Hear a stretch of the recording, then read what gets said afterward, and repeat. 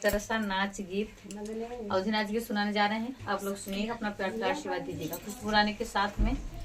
और बहुत प्यारा सा गीत है, आइए सुनाते हैं।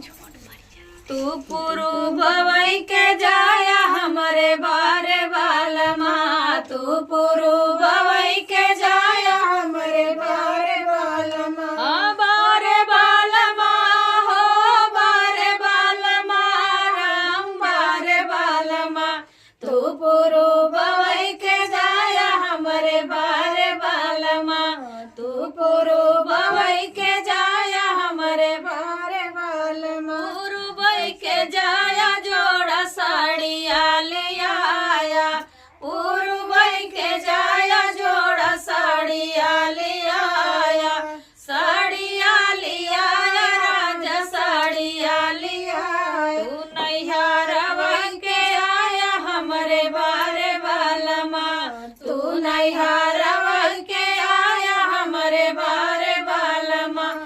अरे बारे बालमा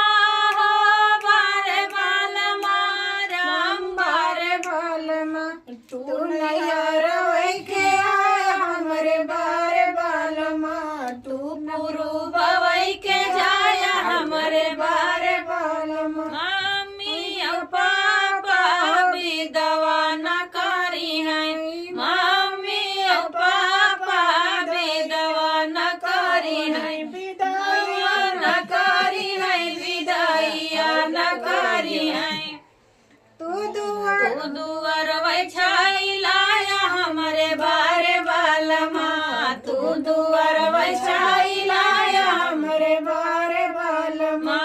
तू गुरु भवई के जाया हमारे बारे बालमा।